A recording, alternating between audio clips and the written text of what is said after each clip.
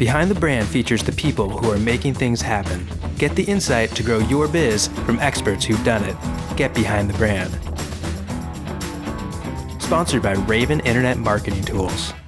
Hi, I'm Brian Elliott. Thanks for watching another edition of Behind the Brand. Today I'm here with Scott Monty, Head of Social Media for Ford Motor Company. Scott, welcome to the show. Thank you for having me, Brian. So, there's a lot I want to ask you. Social media is such a hot topic. We're on the floor of Blog World in Los Angeles. Everyone's talking about new media, where it's heading. Talk to us a little bit about how you got this job, Scott, because it's an amazing opportunity and probably very weighty on your shoulders, I would think. To me, it's such an honor to be serving Ford Motor Company, a global and American icon. And I was contacted in late 2007 by the communications team, who realized that Ford had to get a little more serious about social media. The company up until then had been really only doing it as a hobby and really hadn't put any strategy in place. And they decided they need somebody to come in and help lead strategy. Now, did you have a consultancy at that I was time? working for a consultancy at the time that specialized in social media strategy for big brands. So it seemed like I was kind of written for the part, or that the part was written for me, as it were. And immediately after I took the time to go to Dearborn and to meet with the Ford team, I was completely blown away by everyone's intelligence and talent, and most of all, their passion. Their passion for the automotive industry, and more particularly, their passion for Ford Motor Company. And when I looked at the product cadence that was slated for the next few years, when I looked at the leadership team that was in place, I really, really got excited. And I saw there's something going on here. And with where I saw the social media industry going at the time, I saw this great kind of collision of the great products, the great leadership, and the evolution of social media. And my only regret is that I didn't join sooner. Did you kind of know right when you got there where you wanted to take the brand or what you wanted to do with it?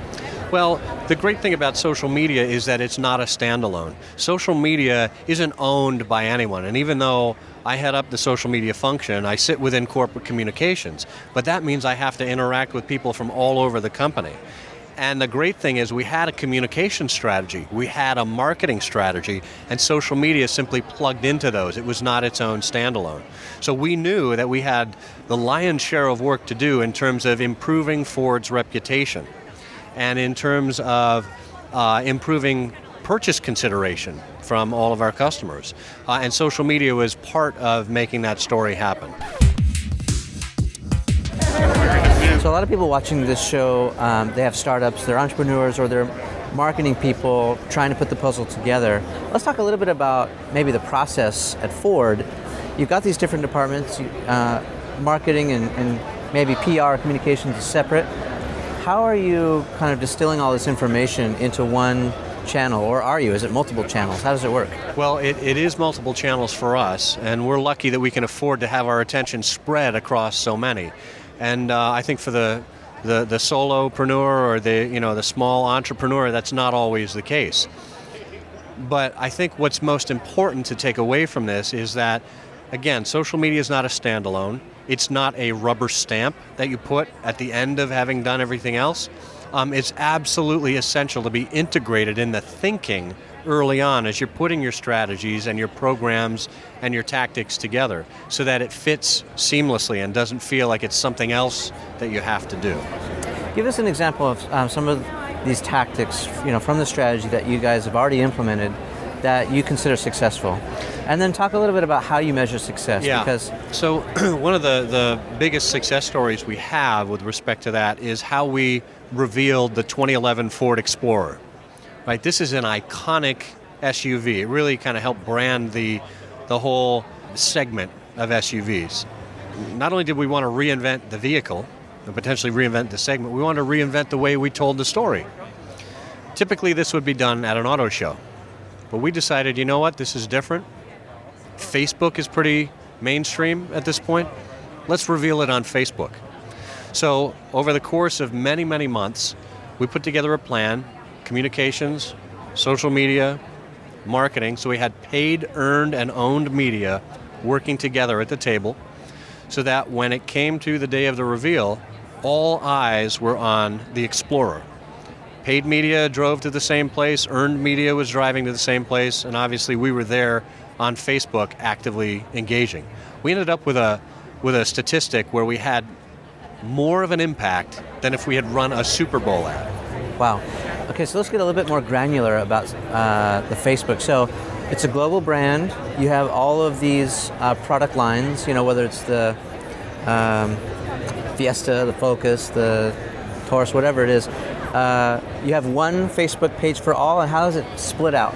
The way we've done it, because we realize our fans are different in their likes. We have a corporate page where anybody can like Ford Motor Company, but then we have nameplate pages for our vehicles.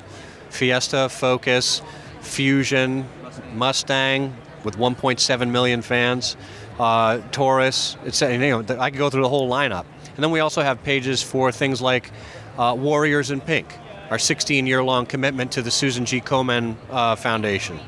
And lots of different stuff like that. You can actually go to the Ford Motor Company Facebook page. That's facebook.com/Ford.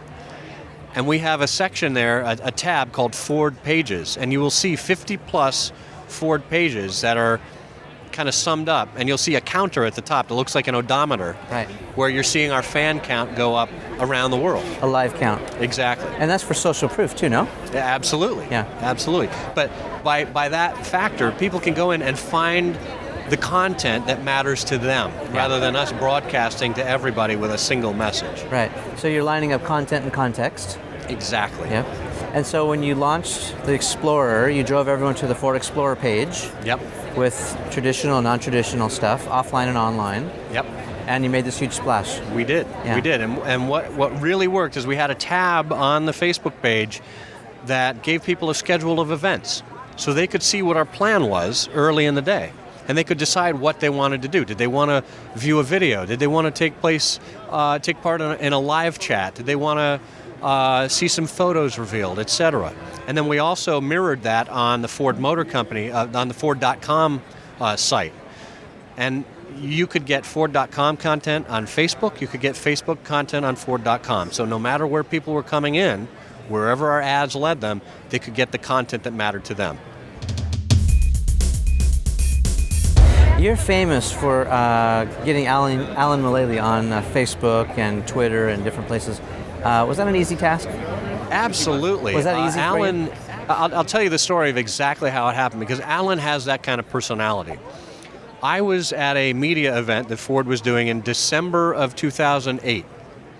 And Alan was coming out of a huddle that the media had formed around him, and I kind of grabbed him by the elbow and I said, "Hey, Alan, would you mind taking some questions on Twitter?" And he goes, "Yeah, what's Twitter?" So he's got the spirit, right? He's got the attitude. And I described it to him, and he was like, "That's so cool. When can we do this again?" Right? So the fact that we've got executives that don't necessarily know how to operate the technology themselves, but that in spirit understand the importance of it and want to engage with our fans and customers, that's the most important thing. That's huge. It is. It's really huge. And there's just so many people that are still trying to justify it or figure it out. Attitude goes a long way, doesn't it? Yeah. It's back to the basics of business. It's just talking to people, talking to your customers, listening to your customers for what they want from you, and then giving them more of what they want. So some of the people watching this might say, yeah, Ford, easy to talk about a Mustang, easy to get people excited about a super hot car. What if I've got what I think is a cool product or service, but no one's talking about it? What advice would you give them? Well, I mean, obviously, if you've got a super hot product or service, you've got customers already. I would say seek out those customers. Partner with them. Find people who are genuinely excited about your product already, who are committed customers, and leverage them. And it may start small. You may not have legions of people doing this.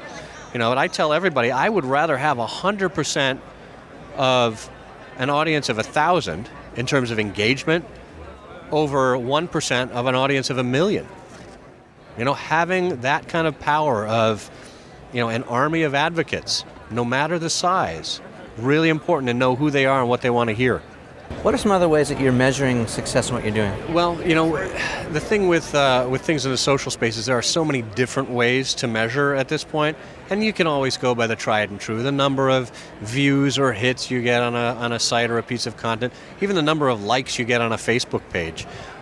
that's only scratching the surface. When we dig a little deeper and we look at, well, what are people saying about us? What's the sentiment of their comments, right? Every week in the communications team, we look at the volume of news coverage that we get, but we also look at the sentiment. If we're getting consistently 90% positives about us, and it's thousands upon thousands of news articles, that's a heck of a lot better than, even 91% positive with a couple of hundred, right? But come on, Scott, we have to move metal, right? We have to move metal. We absolutely do. So we got to look at the pass-along rate, too. We have to look at the sharing that people are doing with the content. We have to look beyond our own sites and look at what people are saying about us on blogs and discussion forums, and where there's stuff that's not prompted by Ford, right? And we look at the level of our reputation, and we look at the level of purchase consideration that's coming out of this. Great example, and again, not everybody can do this, but we had this webisodic series of videos with a spokes puppet, an orange puppet called Doug, who was meant to reach an audience of people that we were trying to reach with the new Focus. Very, very non-traditional. Used humor and was really focused on the characters rather than on the car. In the end, we saw 61% of people finding out about the Focus because of Doug and of having a positive impression of the vehicle.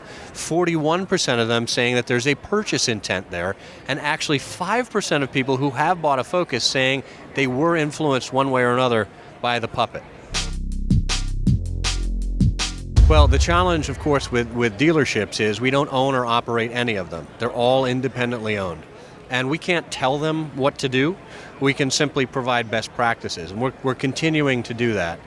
We have training sessions. We have a wonderful dealer network, a physical network that we use behind the scenes. There's even a video site that we have called FordTube that's specific for our communication with dealers.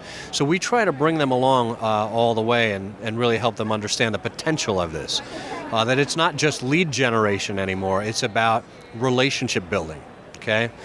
Customer service, same kind of thing. We've taken the traditional model of the call center, and we've got a whole digital element of that team. They go out and they look for people that are looking for help, and they very publicly offer themselves out there for assistance, and they get people into the system, right? And a lot of that is people identifying difficulties they may be having at the dealership level.